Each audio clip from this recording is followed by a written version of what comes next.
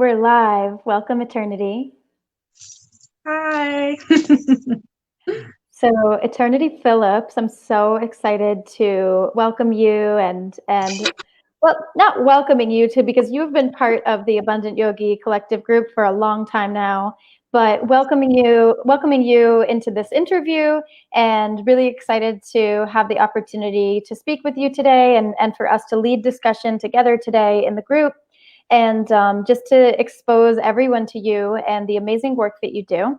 So, Eternity Philops, you are a yoga teacher and you are the founder and creator of Kamili Yoga, which is an Afrocentric, LGBTQIA affirming system of yoga. You've created your own system of yoga and you are launching your own online wellness platform. You are very much a yogipreneur. You are an entrepreneur.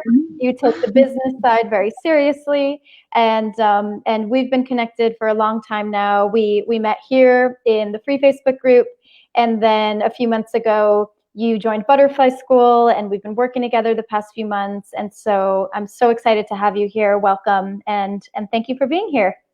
Oh, thank you so much for having me. I'm honored and just excited to be in the number. Yeah, awesome. So like anything I missed when I introduced you, anything you want to add and just introduce yourself and say hello. We have 6 people watching live. Oh, awesome.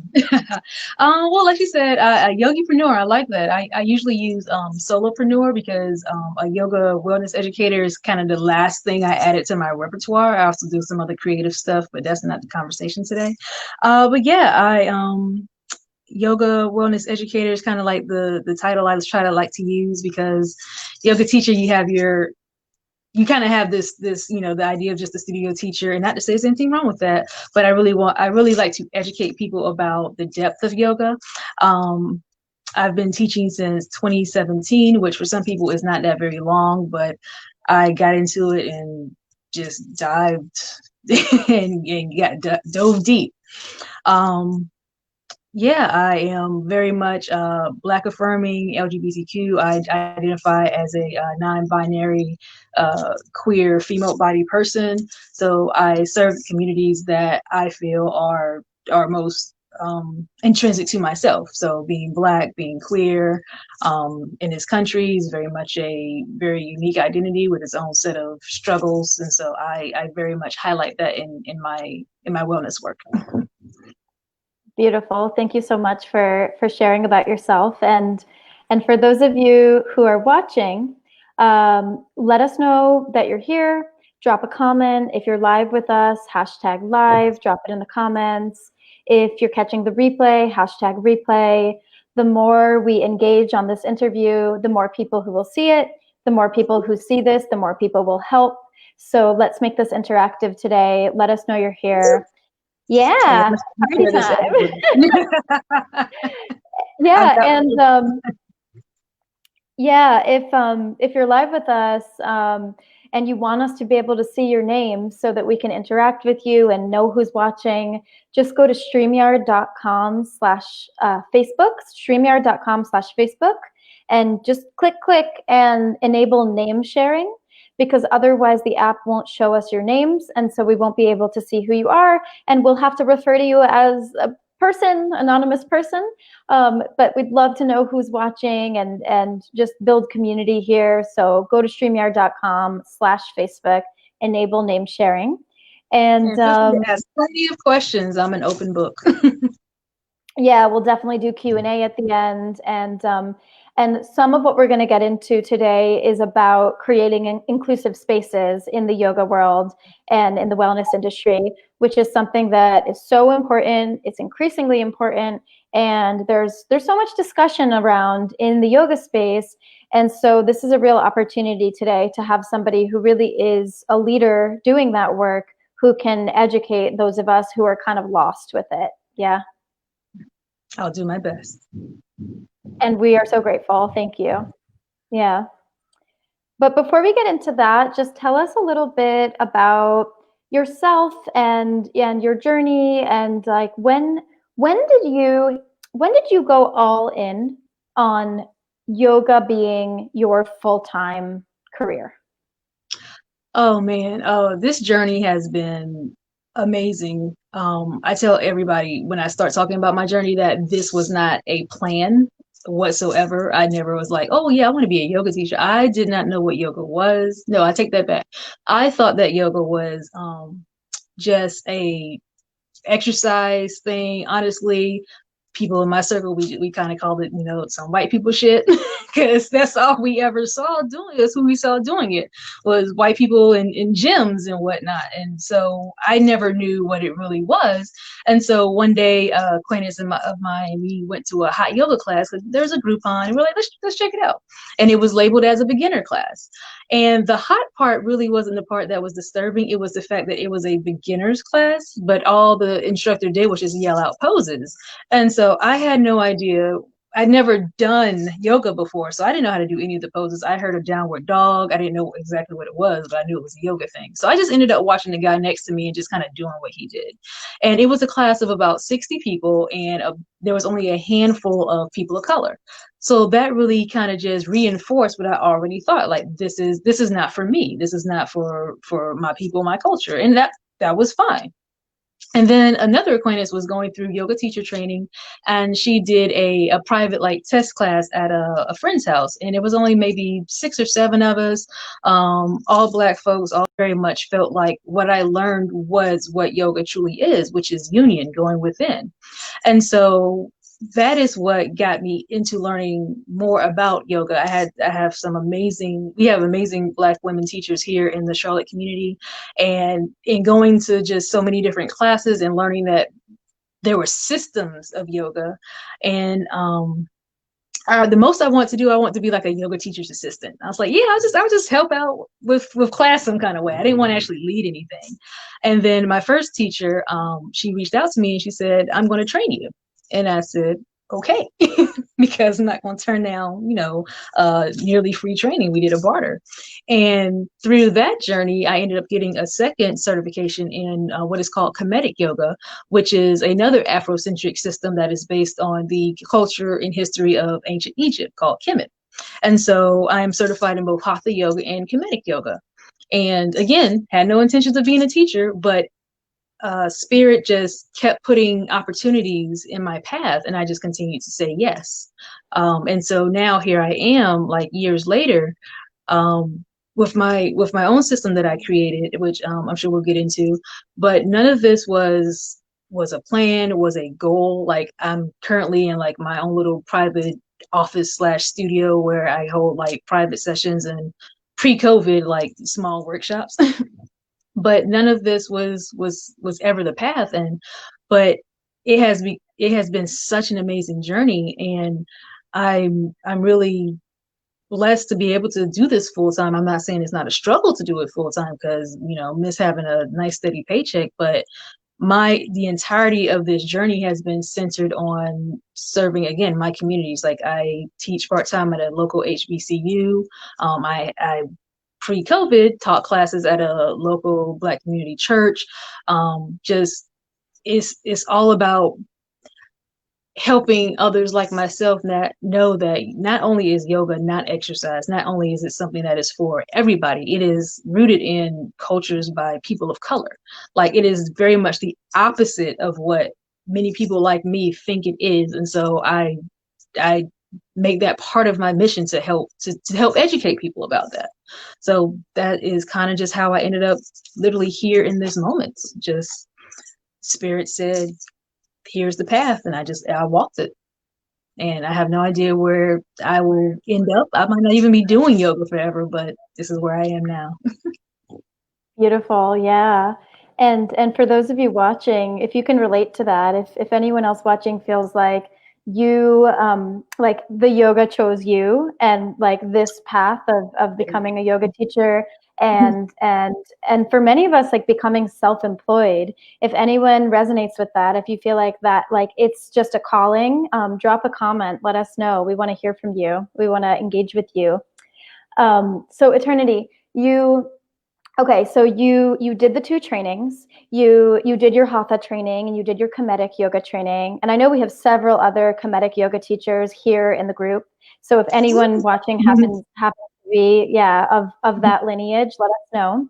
Um, and then like, what was the transition of like, how did it become your full-time thing? Like, was there a point where you started letting go of other jobs that you were doing? Like, what was that transition like for you?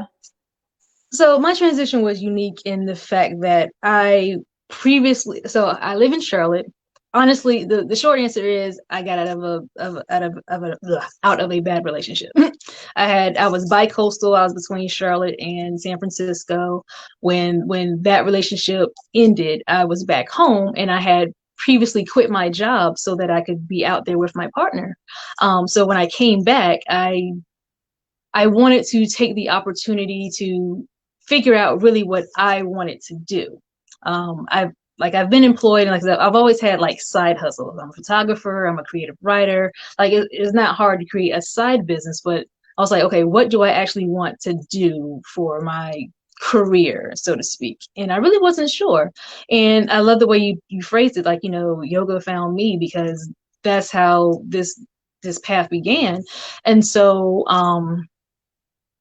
is a financial transparency moment. Like it's been hard. Like I have like my income is not what it used to be, which wasn't that high to start with. I was a state employee, and state employees don't make buckets. But it's been amazing that even there, I've been saying I have 2 months left of income for about 3 years. And I'm literally saying that now. I'm like, I have got 2 months left of income, but it always somehow works out that I'm still able to pay my bills. I'm still able to do this work. Like I said, I have a part-time job. Um, just doing privates, doing classes, and not gonna lie, living on my credit cards. That's not the best thing to do, but it is something that has enabled me to come as far as I have. And I've been doing this for much longer than I thought I'd be able to. It's amazing. It's a financial struggle, but on a spiritual, personal level, it's fulfilling work that I don't regret. Like I don't regret the struggle. Because it's amazing. I love what I do, and I want to do more of it. Really do. Mm. Yeah. Yeah, and thank you so much for the financial transparency and the authentic conversation about finances, because a lot of what I've been saying lately is that this is a money positive community, and that like there's no shame in this community about money.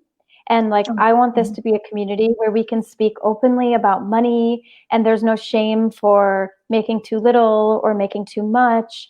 And that in being able to have these conversations, especially as a mostly female identifying community, because women tend to struggle financially, and they tend to have a lot of shame about money, and they tend to shy away from money conversations. I've been really interested in building a money positive community where we can just have these conversations. And I really do believe that the more we can talk about money, the more we can help each other make more money and become financially abundant. Definitely, like conversations about money just outside of the yoga wellness I guess work network. We should talk about money more in general, because when you're employed and you don't know how much other people make, you don't know how much you should be making. But yeah, like you said, take the shame off of money. Like I have no problem telling people like details about my finances. Not that I'm getting ready to do that right now, because a lot of times, especially when it comes to social media, you see the shining light, you see the gold, you don't see the coal underneath that. Like you don't, well, I think coal turns into diamonds. I used the wrong analogy, but a lot of people think, oh, I'm just going to start this business, and then like in 3 weeks I'm going to be fine. It's like, no, that's not how this works. That is not how this works.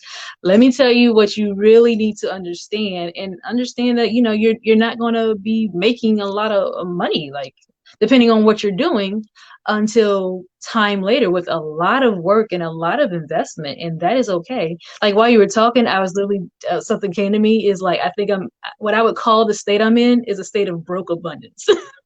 Because like keep it being realistic, like, the income has a lot of room to grow, but at the same time acknowledging that I'm still here and I'm still doing it and I'm still yeah, I'm still on track.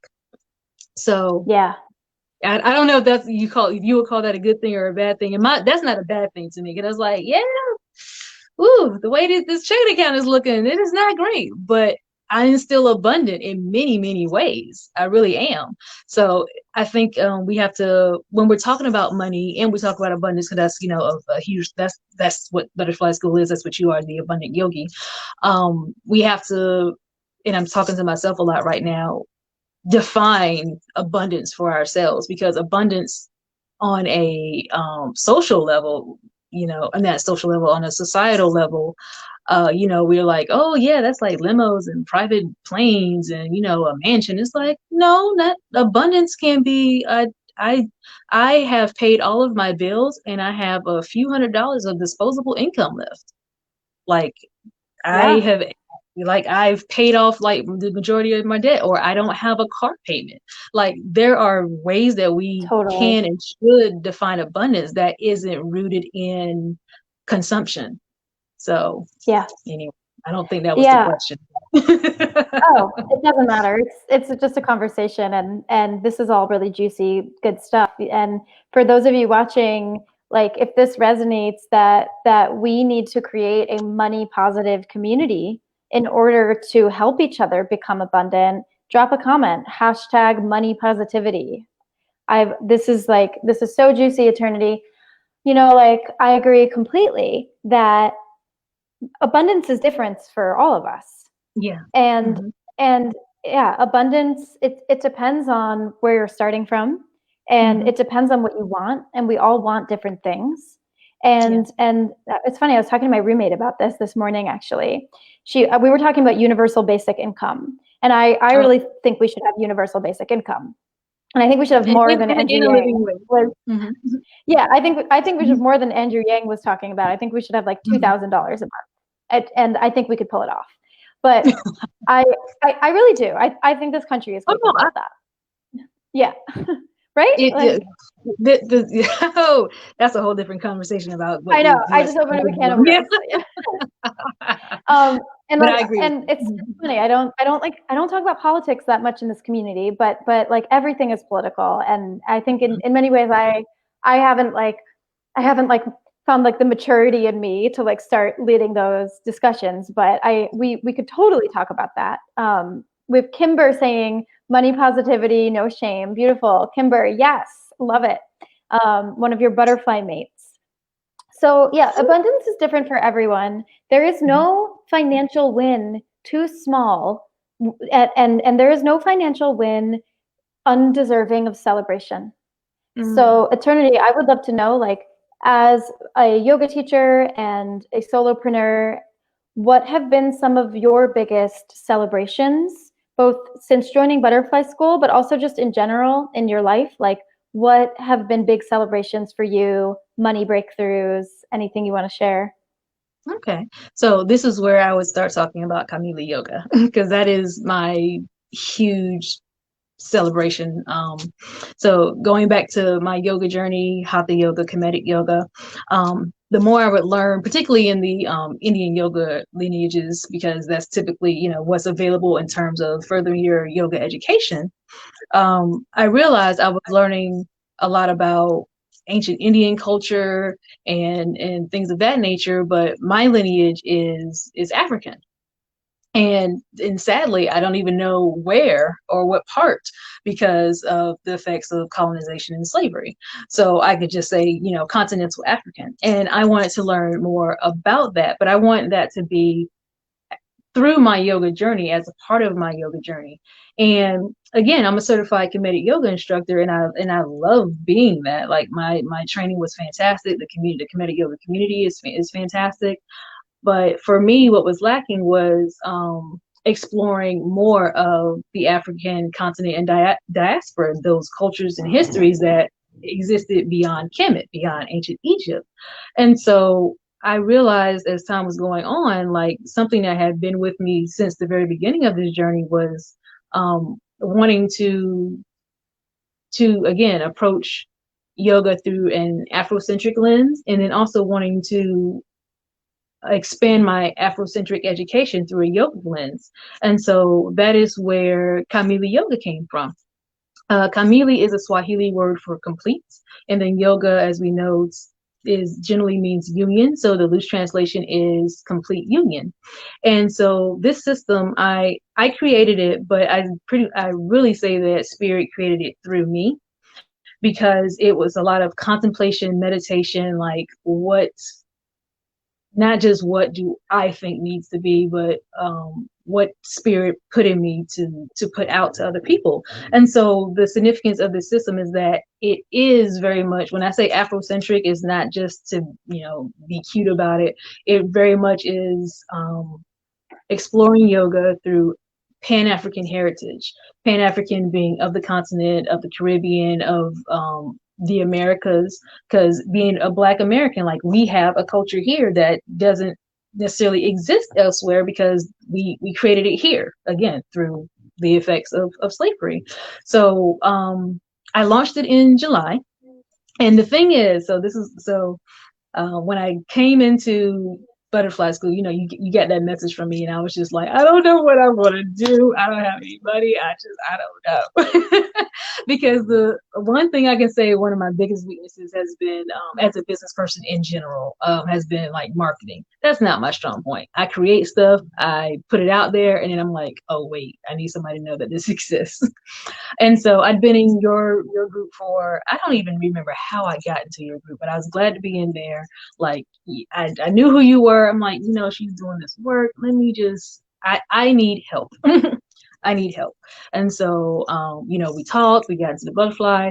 At the time, that's when I was still doing my soul liberation school. And that just completely flopped. I had so many calls and so many conversations and absolutely no signups. And I'm like, you know what?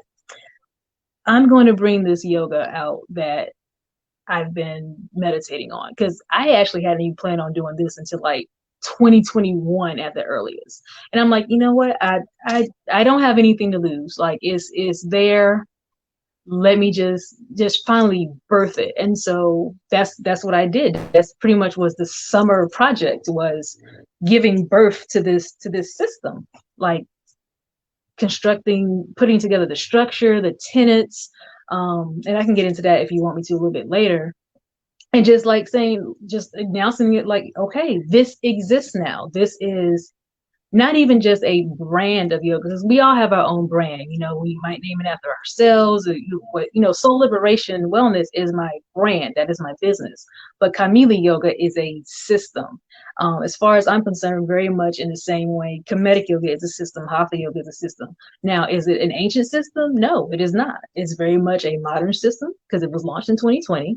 It is an African American system, because that's what I am. It is Black American. Is not based on ancient teachings of any particular African culture, but it is very much still a significant way of learning and incorporating African culture and the lives of Black practitioners. You don't have to be Black to practice it, but just realize that is the community that it serves. That's who the audience is. So anybody can practice Kamili Yoga. Just recognize that, okay, this is by and for Black people, and we need that, because there are so many, like, we have beautiful Indian systems. Like, I love Raja Yoga, Jnana Yoga. Those are like my top two favorites. And then again, we still have Kemetic Yoga, and that one is based on ancient culture, but that system is still a bit modern in itself, because it came about in its current form in the 1970s. But something doesn't have to be decades or thousands of years old to have value. Everything starts with one day. And I think at this point, Kamili Yoga is 1 month. So there we go. It's 1 month old. I officially launched it, announced it on social media and stuff, I believe on July 20th. And what's today, the 26th, 27th? So yeah, it's like 1 month and a few days old. So happy birthday, Kamili Yoga. And congratulations. Thank you. So yes, that is the thing I'm most proud of, because I feel like that was something meant for me to do. Um, and yeah, I feel like very much that this has been a part of my purpose in this lifetime. So if something were to happen to me tomorrow, um, I still feel like this was the impact that this whole path led to. Mm. Yeah, beautiful. Congrats. Celebrating with you always. A lot of what I've been talking about in the group lately is the idea of going all in, like being Mm, all in on growing a business, being all in on committing to an audience, all in on having a niche. What does being all in mean for you? And how has that shown up in your life lately?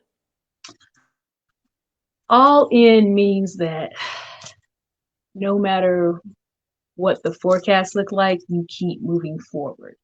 The financial aspect has been the heaviest part because in a capitalist society, we have to support ourselves. And I don't have a team. I don't have anybody to lean on with this. Like this is all me. And this has been all or nothing. And I don't even just mean Kamili Yoga. I just mean this entirety of this yoga journey. My all in looks like, even when I don't know where my money's coming from, not giving up and going to look for a full-time job. It means that I recognize that I could lose everything I have. And this is a very real statement that I'm making. I could lose my home because I don't have enough income to pay my mortgage, and still deciding not to turn away, not to change. It's funny. I was looking at some things and I was like, ooh, ugh. I was talking to my partner, and I was telling her, like, things are getting a little bit in a way that I didn't expect. And but at no point when I was talking about like alternatives, nothing in me was like, oh, I'm going to stop teaching. Oh, I'm going to have to, stop focusing on Kamili Yoga. Like that's not an option for me. I will be living out my car and still doing this work. That's how all in I am. Mm. Like, yeah. So I know for a lot of the conversation in butterfly school is, investing in yourself. I have done the investing. I've invested every penny I got in this work because I believe in the significance of it. I believe in the importance of it. I believe in the value of it. Um, so yeah, that's what my all in looks like, is putting it all on the line. And for Yeah. some people, yeah, for some people that's not all in. That's just foolishness. I'm like, call it what it looks like to you. For me, this is because I could start looking for a full time. I could put this to the side, but when I do that, if it were to come to that, it wouldn't get the same energy, the same passion. Like it would, it wouldn't be the same. It would be, instead of walking in my purpose, I would just be walking in whatever whatever I needed to do to survive. And like, what's the point of surviving if I'm not doing it with purpose? I don't want to do that. So I'd rather struggle with purpose than survive with no meaning. Yeah. You're all in. Yeah. All in. Yeah. Everything. And just to remind you, you are not going to be living in your car unless you want to, unless that's what abundance I means mean, for no, you. no, no, Because not because particularly. you're a I butterfly like my member house. and we're working on growing your business, right? And it has been. So I got my very first sign up for my platform. So there's a Kamili Yoga Learning Collective. So, and I'm sorry, because I talk about the struggle because I want people to know the struggle. Because The again, people struggle's think, oh, real. you're doing this and you must have like all this stuff. I'm like, y'all know that this more to this, but the Yeah. celebration. I love So that. Thank you by for that, because the struggle is real, and it is important for people to know that we all struggle and that this path is challenging. I and, appreciate that. and it's okay, and it's nothing that you have to be ashamed of. Like I feel like a lot of people are ashamed of their struggle. Like No, Right. I'm not ashamed of this at all, like at all, because I know that there's purpose in it. Because I put purpose in it. Like I'm not out here struggling to be cute. Like this ain't cute. But there's a reason for it. So yeah, I'm like I say, when I talk about transparency, is not just the good stuff, because people will they'll decide what's good to them. Like people always, oh my gosh, you're so this, you're so that, and I'm like, well, yes, but see this flip side. I'm about the light and the dark, the light and the shadow. Like you need to see the shadow to truly appreciate the light. So people see the light when I'm talking about just yoga and teaching and stuff like that, and they don't see the stuff behind. Like I talk a lot, this is unrelated, but like I also talk a lot about my mental health stuff, because that's real. That's something that's been part of this struggle too. Like I deal with chronic depression. So I talk about those things because people need to see that, like see the entirety of each other. And so when I'm transparent and I talk about all of the light and the shadow with myself, is to remind people that we all have this. Like I'm nothing special just because I talk about it, because I talk about it because other people don't or can't. And it empowers people to say, you're like, you know what? I've been having a hard time with such and such too, because people feel comforted when they have company in whatever that struggle is. And again, it doesn't have to be something that is shameful or embarrassing or even bad. Like it's just part of the process. The struggle is the seed breaking through the ground. And you don't shame the seed for doing that. That's part of how it grows into a tree. If it doesn't break through and struggle through that, it can't grow. So this is just part of the growth. Love it. Yeah. No mud, no lotus. Oh, there You you know go. that one? I Yeah. do not. I like that. Yeah, and it's so true. And a friend of mine once said to me, my very good friend from college, his name is Andrew, he said, pain is what happens right before you grow. It's the same concept. Like the no mud, no lotus. Like and thank you for bringing light to that today, because we do a lot of celebrating in this group. We do a lot of the good bragging. We do a lot of it's a very like positive community, and that's great. Mm-hmm. And I am not one to say like don't be negative and like don't focus on struggle, because like I agree, like nothing gets accomplished without leaning into our discomfort. Mm-hmm. Like we cannot stay in our comfort zone. This is very much a community where I am asking people to leave their comfort zones and experience the challenge of growing a business, going all in, committing. Even just committing is Mm-hmm. hard for a lot of us. It So is. Yeah. you're all in. You're inspiring. I'm super grateful that you're sharing all this with us today. And guys, if you're live with us, hashtag all in. Are you all in on creating the life that you want? Are you all in on creating the business that you want? Are you all in on increasing income? Are you all in on serving others? What are you all in on? Drop it in the comments. Let's engage with each other. Again, the more people who comment on this, the more people who will see it. The more people who see it, the more people we help. The more people we help, the better impact we have on the world. So, Well, Eternity, I know that, I want to yeah, throw in a go ahead. question too, like for the, are you all in? And also, what does your all in look like? Because your all in does not have to look like my all in. I hope it does not. But also, defining that, like visualizing that, what exactly does your all in look like? I think that's Yeah. also part of it. Yeah. What are you all in on creating? Because it's different for all of Mm-hmm. us. Mm-hmm. And what is abundance to you? That's we're just jamming right now. We're like, ooh, so many good juicy conversation starters. Eternity. So you have created an Afrocentric LGBTQIA affirming yoga space. You are a Black queer woman.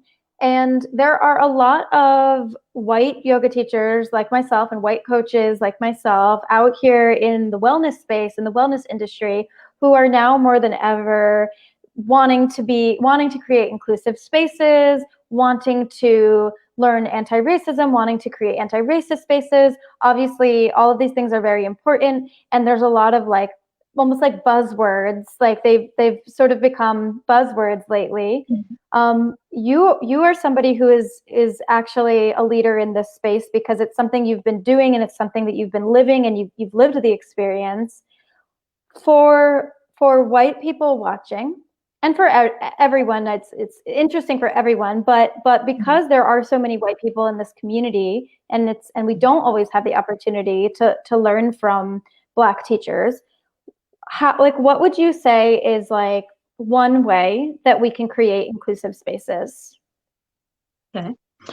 Well, one way. I'll just say ways. So first or off, however many, list them out for us, or whatever you got for us.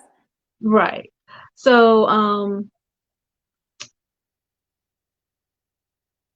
sorry, I'm trying to organize my thoughts because you know I have a lot on these. Take your time. We're just grateful. The biggest thing is to listen, learn, and then repeat. This is what's coming to me right now. So listen to the people that you say you want to make room for, whether that's Black, any ethnicity that's not white, pretty much any non-white person, any non-straight person. Listen to what they say. Listen to what they say their experience is, and particularly for queer people, listen to who they say they are. I'm going to use this moment as an example because I've been doing better at making sure I introduce myself as a non-binary female-bodied person. I don't typically use woman anymore because I'm read as a woman, but as a non-binary person, woman does not mean anything to me. If I woke up and I had a male body, I would still be myself. And so when you say, as a Black queer woman, I actually have to lovingly correct you and say, well, no, Black queer non-binary person. And so when people say that about who they are, listen, and then remember, and I'm not saying to you personally, I'm just using that as an example. Listen, and then even if it's something that you don't quite understand, and I use the general you, still respect what they say, because for a lot of people, especially when it comes to, say, trans identity, a lot of people don't understand when people say I'm trans or I'm non-binary or my pronouns are they, them, their. They're like, I don't get that.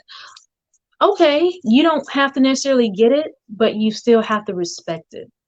And use that language. And then when you are corrected or you find yourself using the wrong language, first off, really correct yourself. Because if like you say she and it's like, oh wait, they say they. So say, I'm sorry, they. Because it takes practice. Like I had to really practice learning to use gender neutral language before I even realized my own non-binary identity. So that's the listen part. Listen, learn. Don't always wait for the person you're trying to learn from to teach you. Like we live in this wonderful age of Google. I would not be where I am in terms of business without Google. So if someone says something about a trans identity, instead of like expecting them to put forth the labor to educate you, do the labor to educate yourself first. And then if you still have questions, clarification, ask them if they would not mind. Because folks get tired of educating all the time. I don't, because I like to.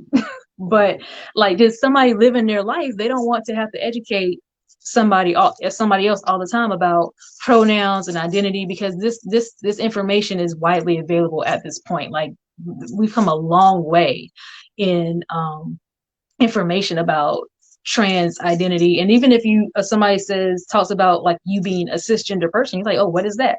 Just look it up. You can find out what it is. It's not very hard to understand. And then repeat. So repeat that what you've listened to and what you've learned to other white people, because history has taught us that Black folks talking about being oppressed is not what's going to change white people's minds. White people talking about Black folks being oppressed is what changes white people's minds. Like that's really what it is. We need white people talking to other white people, because not people of color, we tired. We get tired of trying to educate every white person we come across who has questions. It's like, you know what, you're not, especially because a lot of white people, not all, but a lot of white people will take being educated personally. Like, well, I'm not racist, so I don't know why you're talking to me like I did it. And that's not what we're talking about. It's not about you, the individual. It's about the system that perpetuates oppression and systemic racism that we are all a part of and that white people benefit from, whether they want to acknowledge it or not.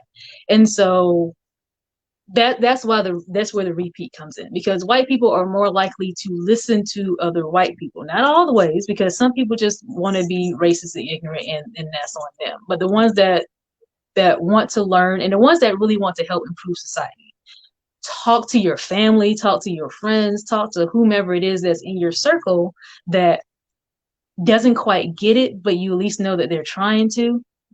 Because again, it can't always come from, the oppressed cannot teach the oppressors. Like, because if that were the case, there would not be anybody who's oppressed.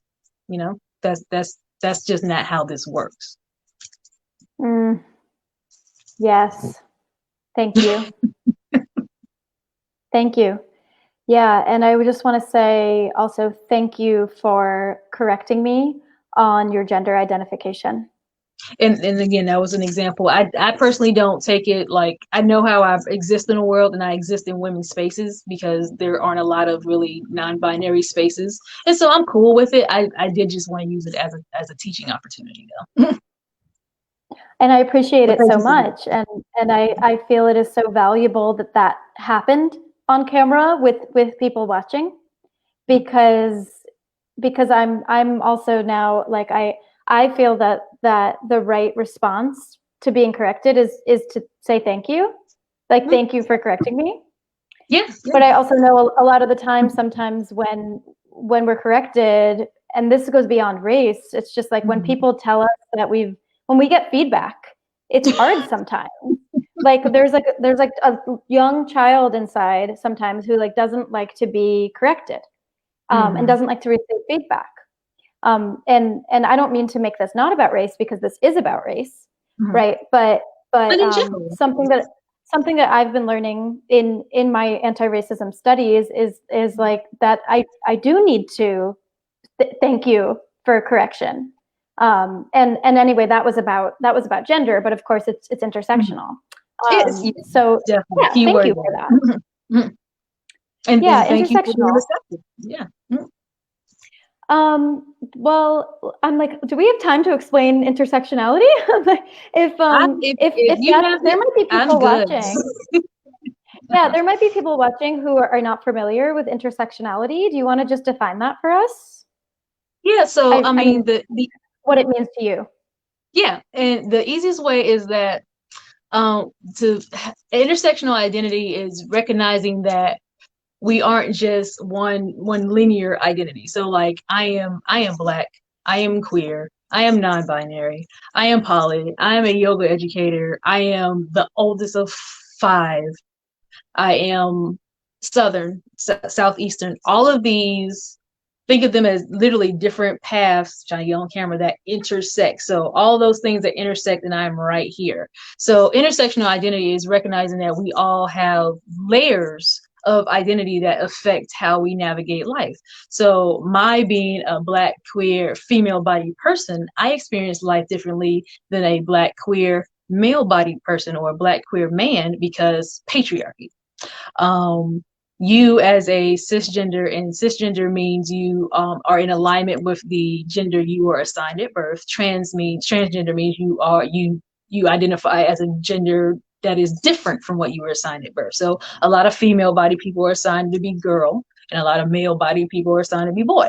If you agree with that, if you're in alignment with that, you're cis. If your identity is different, if you have a female body but you identify as a man or maybe non-binary, then you are under the umbrella of trans. And all that's personal. It depends on how you decide to use those labels. But anyway, we all have intersectional identities.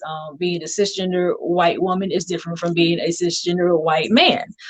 Being queer, being straight, being monogamous, being poly, being tall, being short. Like all of these things come into play in how we navigate life. So that is my longer than should have been explanation of what intersectional identity is.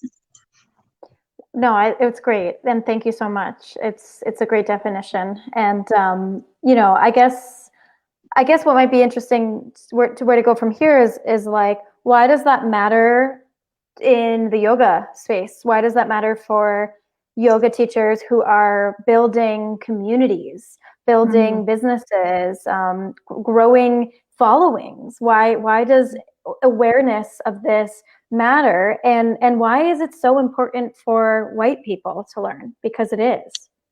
The simplest answer is it's important because you have to remember that everyone does not experience life in the same way you do.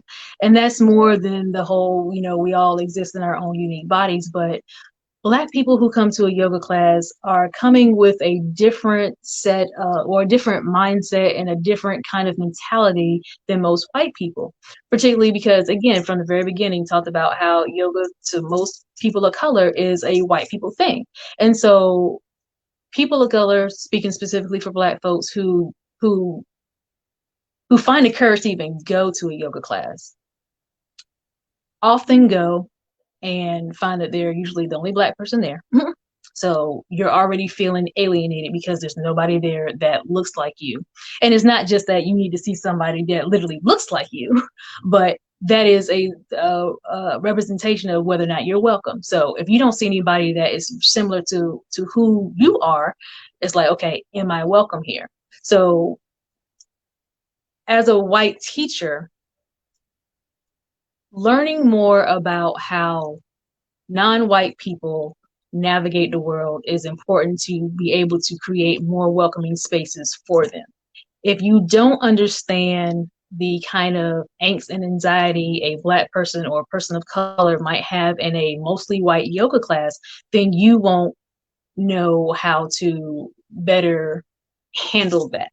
And I don't mean handle it like I mean, that wasn't the best wording, but you won't know the best way to, I'll just stick with it, to handle it. For example, if pre-COVID anyway, if you're a yoga teacher that does a lot of hands-on assists, it is important to recognize that some people, and this actually doesn't even have to do with race, some people might be coming with physical trauma. If you don't take that into account and you just go willy-nilly touching on people, somebody has a reaction, and then you, as the teacher, like, oh my gosh, I was just touching you. Like, what's your problem? If you're thinking that in your head, you might not say that, but that person is probably, might be triggered, and you're like, oh God, no, they pack up their stuff and they just go. And you're like, what did I do? And it's not even about you, but you did not take the time to think about how your actions would impact somebody else. The same thing is with language. A lot of Black body people are, more curvaceous, and something as simple as coming into Shavasana can be uncomfortable, like literally. And so if white teacher is making comments about, what you're supposed to do with your booty, like, tuck in, like we talk about tucking in your tailbone, but like trying to like make it so like you don't have a curve in the back. It's like, there's nothing a lot of us can do to not have a curve in the back. It's going to be there. Like, you have to adjust your language to be inclusive, especially if like you're teaching, because you never know who might be trans. Oh crap. Can you still see me, hear me? Yeah, you're good. Okay, no, but it froze on my end. I got scared. Like, you never know who might be trans. So you might have an audience or a student body where everybody seems to be women, but you don't know how everybody identifies. So if you keep saying, girls and gals, talking about, like breasts, a lot of people have like dysphoria with their body, so they might feel some kind of way about having breasts. So if you just stick with neutral language, like, everyone, people, upper body, chest, whether you have breasts or not, everybody has a chest. Like I try to say, like, kind of just like your groin area or your core, like just use language that is inclusive And Yeah. it doesn't cost anybody anything to make these slight adjustments. It really doesn't. Like, if you want to have a class where you specifically are talking to women, just make it known, like, this is a class for, we're talking about women's bodies issues. Because that way, at least people know, like, okay, this is specific. Kind of like if you're having like a Alcoholics Anonymous class, like you said, this is for Alcoholics Anonymous. So if you don't have that problem, don't come. Like, this ain't the space for you. But unless that is your goal in the moment, just recognize that people are going to come in with all kinds of experiences, all kinds of, just to say, baggage, because a lot of people come to release things on the mat. You don't know what they're coming in to let go of, and you don't want to add to the baggage that they're already bringing in. Yeah, thank you so much for sharing all of that with us. It's such important stuff. I'll say that, like, as a white leader and a white coach and a white leader in a wellness oriented space, something that I've been just wrapping my head around is that, like, doing inclusivity work and doing anti-racism work and doing work to be inclusive of the queer community, that it's a responsibility. And it's like a responsibility that I need to step up into, and just like becoming aware of, like, all of my stupid defenses for why I'm not doing it, or why I think I don't have to do it, or like, and it really comes down to mindfulness. I'm reading Ruth King's Mindful of Race, and I'm not that far into it, but she's a Black author, and she's a mindfulness teacher, and she's an anti-racism educator. And she even just in the title alone, she's helped me understand that, like, I need to practice mindfulness of racism, of homophobia, of like where I'm not creating inclusive spaces. Like, I need to be mindful of it in myself. I need to take responsibility for this. And, like, I need to be able to, like, call myself out when I'm not doing the work. And I'm a novice, and it's like I've got a lifetime of work ahead of me. And that's where I'm at with it. And that's okay. That's a wonderful thing, because it's still the willingness to do the work and the emphasis on work, because this is work. Like, it's not, and I think that's what intimidates a lot of people in a lot of ways, not even just when it comes to, like, doing anti-racism and things like that. Like, we don't want to work. They're just want it to be easy. And it's like, oh, because something is challenging and more to the point, uncomfortable, we don't embrace it. It's kind of like, well, if you want to really grow as a person, like, you have to do the work, and the work isn't always about you. Like, there's the concern that a lot of, like, white allies and people who are doing the work are doing it so that they can feel better about themselves, and that's not where you're supposed to. And I'm saying you in general, not you, but that's not the place to come from. It's like, no, you're doing this work because it benefits other people. This is an actual, this is service. Like, yeah, I was just gonna say it's true, Seva. Yeah, like, you can very much see, like, this is because it's not about you. The Seva can be like, even just karma yoga. Like, this is your duty as a human being to like, undo the racism and all, like, and that's work everybody has to do. But yeah, particularly right now, we need more white people doing it, and so it's great. Like, I know, like, the sales of, like, anti-racism books and stuff, like, just like a lot of stuff was just, like, unavailable. Yeah, and that's awesome. It was like paper towels the day after COVID broke out. Yeah, so paper towels, toilet paper, and anti-racism books were all out of stock. 2020, we're all in. We're all in, and that's what this really comes back to. And whether it's about being an entrepreneur and being self-employed and making more money and growing a business, or it's doing the work to dismantle racism within yourself, like which is deep work. It's about being all in on whatever you're doing. And we have somebody saying, staying uncomfortable reminds us that we are staying students. Discomfort is learning, which turns into growth. Totally. Yeah. Let us know who you are. Tell us your name so we know who it is.